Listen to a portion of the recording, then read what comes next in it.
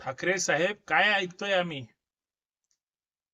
आता महापौर पदासाठी उद्धव ठाकरे त्यांचा ज्यांनी पक्ष फोडला, ज्यांनी आमदार पळवले, ज्यांनी उद्धव ठाकरेंचं शिवसेना हे नाव पळवलं, ज्यांनी उद्धव ठाकरेंचं धनुष्यबाण हे चिन्ह पळवलं, महाराष्ट्रामध्ये शिवसेना खिळखिळी करून टाकली, ते उद्धव ठाकरे मुंबईच्या महापौर पदासाठी स्वतःला आणि त्यांच्या कुटुंबाला, शिवसेना या परिवाराला झालेला त्रास विसरणार?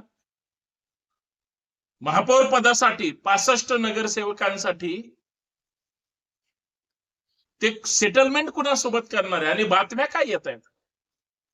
म्हणजे उद्धव ठाकरे जर परत आपल्याच माणसाला जवळ करणार असतील, तर ज्या शिवसैनिकांनी तुमच्या सोबत एकनिष्ठ राहून, तुमच्या सोबत शिवसैनिक म्हणून जे चिन्ह तुमचं होतं ते गेलं, भलतंच चिन्ह तुम्हाला मिळालं, ते हातात घेऊन मशालीसारखं ते जे फिरले, ज्यांनी वेळप्रसंगी अंगावर जे काही वाद ओढवून घेण्याचं काम केलं, चांगले वाईट वार झेलले, त्या सगळ्या शिवसैनिकांना अचानक मुंबई महापालिका फक्त आपल्या ताब्यात असावी म्हणून, म्हणजे जोर का झटका जर ते धीरे से देणार असतील, तर हे किती चुकीचं आहे. कुजबूज सुरू आहे महाराष्ट्रामध्ये, खास करून मुंबईमध्ये किंवा मुंबई महानगरपालिकेच्या आसपास,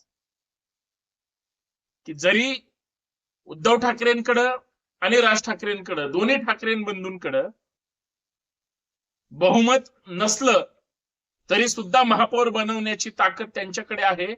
कदाचित ते काँग्रेसला सोबत घेतील, पण ज्या माणसानं शिवसेना फोडली त्याच्यासोबत सेटलमेंट करून उद्धव ठाकरे हे आपला महापौर बसवणार आहेत अशी कुजबूज आहे.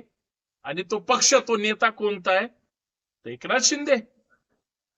भाजपला सत्तेपासून दूर लोटण्यासाठी एक नंबरची बातमी अशी आहे, 2 टप्प्यात मी या विषयावर चर्चा करणार आहे. पहिला टप्पा असा आहे की भाजपला मुंबई महानगरपालिकेत सत्तेपासून लांब ठेवण्यासाठी 89 जागा जरी भाजपनं जिंकल्या असल्या तरी बहुमताचा आकडा भाजप शिंदेना सोबत घेऊन सुद्धा पूर्ण करू शकत नाही. कुणाची तरी मदत लागते. आणि मग भाजपला नको तर शिंदेना विनंती करून कदाचित मुंबईमध्ये वेगळंच समीकरण राजकीय निर्माण होतं की काय, अशी परिस्थिती आहे. पण मला प्रश्न पडलाय त्या उद्धव ठाकरेंचा, की तुम्ही शिंदेना सोबत घेणार? ज्या एकनाथ शिंदे साहेबांनी तुमचा पक्ष फोडला तुम्ही म्हणायचे, तुमचं चिन्ह पळवलं तुम्ही म्हणायचे, 50 खोक्याने एकदम ओकेच्या तुम्ही वल्गना करायचे, मग आता तुम्ही जर एकत्र येत असाल, शिवसेनेला उद्धव ठाकरेंना भाजप सोबत जायचं नव्हतं म्हणून शिंदेना पाठवलं, असं तर काही गणित नसेल. राजकारणामध्ये जर काही घडू शकत असेल, जसं शरद पवारांच्या बाबतीत घडतंय, बोललं जातंय, चर्चा केली जाते, अजित पवारांना शरद पवारांनीच भाजप सोबत लावलं असेल का? तर थेट शरद पवारांना भाजप सोबत जाता येत नाही.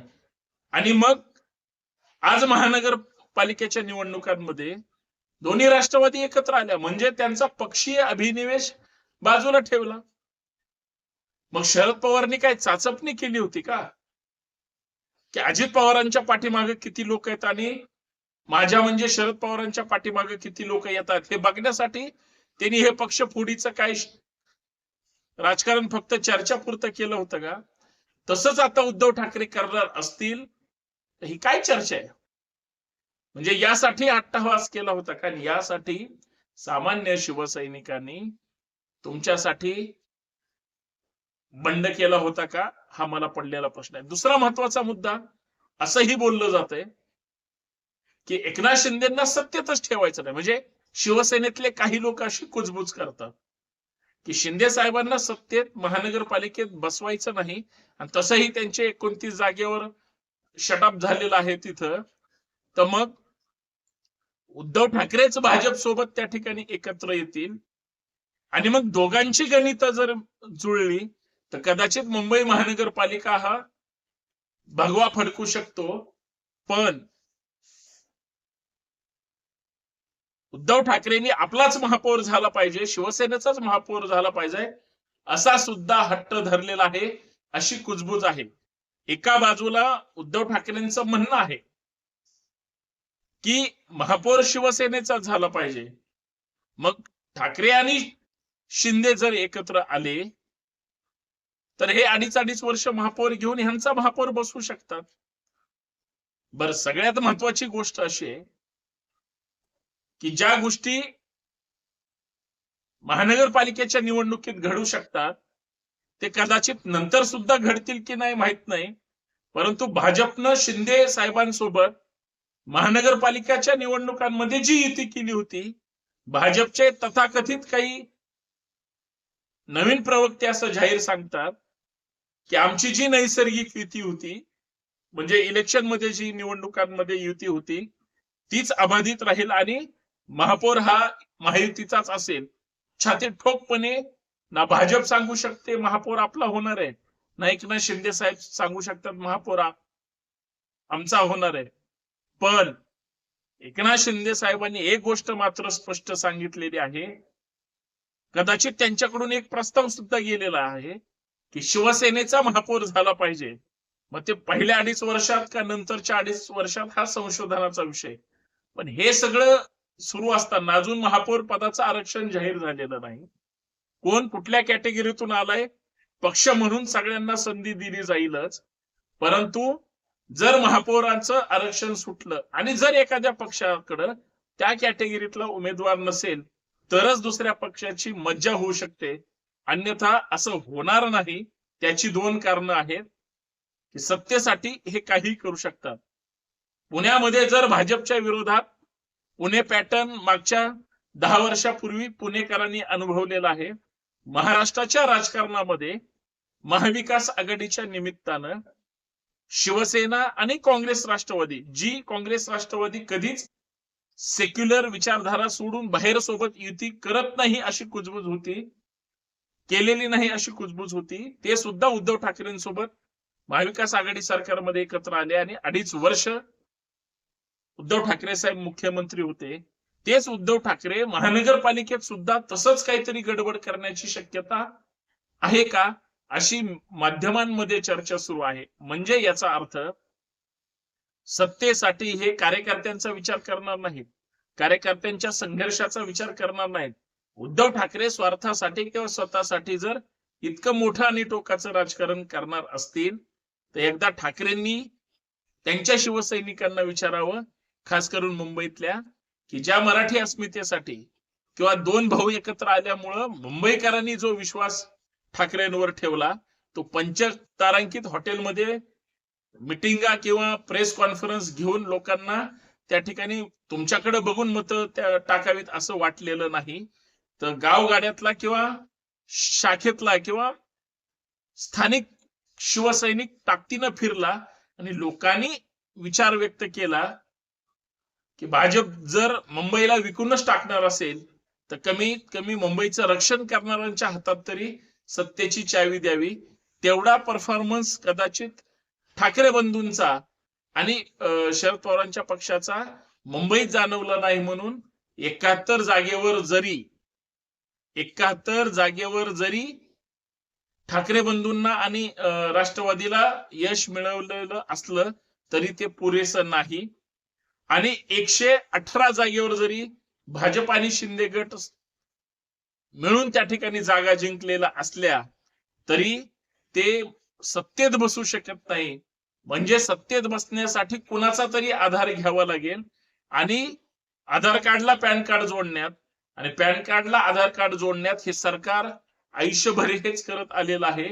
आता ठाकरेंची हिंमत महापौर पदासाठी जर काँग्रेसलाही विचारायचं नाही आणि भाजपला पण सत्तेत बसू द्यायचं नाही म्हणून जर शिंदेंना हात पुढे करत असतील तर हा महाराष्ट्रासाठी हात आहे का, हा तात्पुरता हात आहे का, हा सोयीनं दोन्ही शिवसेना एकत्र येणारा किंवा टाळी देणारा हात आहे, हे सुद्धा समजून घेणं गरजेचं आहे.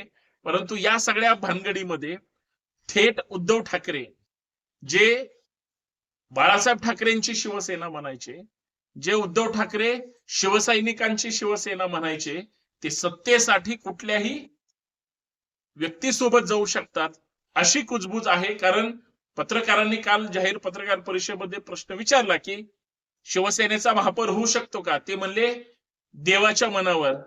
म्हणजे त्यांनी देवाभाऊंना चिमटा काढला असं कुणालाही त्या ठिकाणी शंका घेण्याचं कारण नाही. ते देवाभाऊंची चाचपणी करतायत. त्या स्टेटमेंट वरून आलं. पत्रकारांनी अजून वेगळ्या वेगळ्या पद्धतीनं वेगळ्या नेत्यांना सुद्धा विचारलं. म्हणजे देवाभाऊंनी ठरवलं.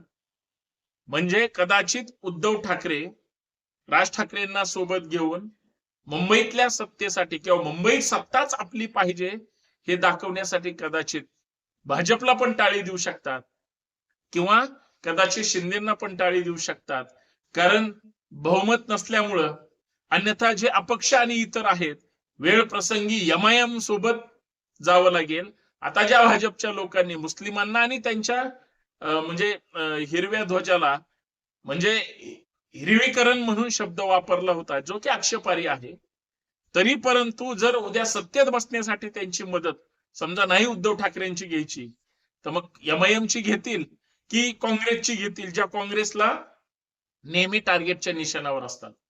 म्हणजे राहुल गांधी किंवा काँग्रेसचे ज्येष्ठ नेते श्रेष्ठ नेते हे काँग्रेसला मुंबईतल्या तरी खास करून तसं होऊ देणार नाही. परंतु कार्यकर्त्यांच्या हट्टापुढे नेत्यांच्या अहमपणापुढे कदाचित काहीही घडू शकतं. पण उद्धव ठाकरे स्वतःच्या पायावर दगड पाडून घेतील. उद्धव ठाकरे स्वतःचे पाय बांधून ते म्हणजे मुंबईच्या त्या महानगरपालिकेच्या पाण्यात उडी टाकतील असं कदाचित लोकांना वाटत नाही. कारण उद्धव ठाकरेंनी भाजप सोबत सेटलमेंट करणं, उद्धव ठाकरेंनी शिंदे सोबत सेटलमेंट करणं म्हणजे स्वतःच्या राजकारणाचा अस्त केला की काय. लोक नंतरही काही म्हणू शकतात की कदाचित जर बघा कदाचित जर सत्तेसाठी अशा पद्धतीचं राजकारण करणार असतील तर मग राजकारणामध्ये प्रत्येक नेता जर दगड बांधूनच पाण्यात उडी टाकणार असेल तर मग पोहायला आलं की नाही हे पाहणारी माणसं सुद्धा तिथं राहणार नाहीत. कारण लोक अशा विचित्र राजकारणावर विश्वास ठेवणार नाहीत.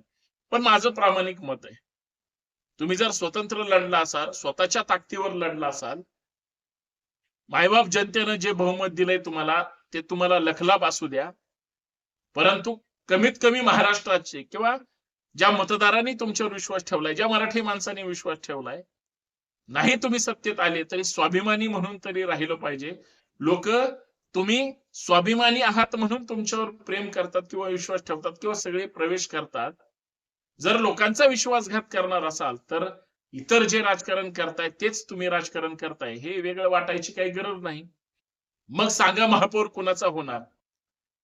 महापौर भाजप शिंदेचा होणार, ठाकरेंचा आणि काँग्रेसचा होणार का ठाकरे आणि शिंदेचा होणार का ठाकरे आणि भाजपचा होणार?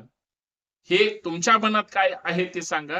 आणि राजकारण कशा पद्धतीनं चाललंय, संभ्रमावस्थेतलं राजकारण काय करू शकतं यावर पण तुमची कमेंट अपेक्षित आहे. धन्यवाद. जय महाराष्ट्र. विनंती एवढीच आहे, व्हिडिओ जास्तीत जास्त शेअर करा. पण नेत्यांनो दगड बांधून पाण्यात उडी टाकू नका. राजकारण कदाचित असं पाहावं हे कुठल्याही मतदाराला वाटणार नाही. तुमच्या सगळ्यांप्रती एक सद्भावना आहे म्हणून मी या व्हिडिओच्या माध्यमातून भावना व्यक्त केल्या. कारण चांगली माणसं महाराष्ट्राच्या राजकारणात असली पाहिजेत. जय शिवराय.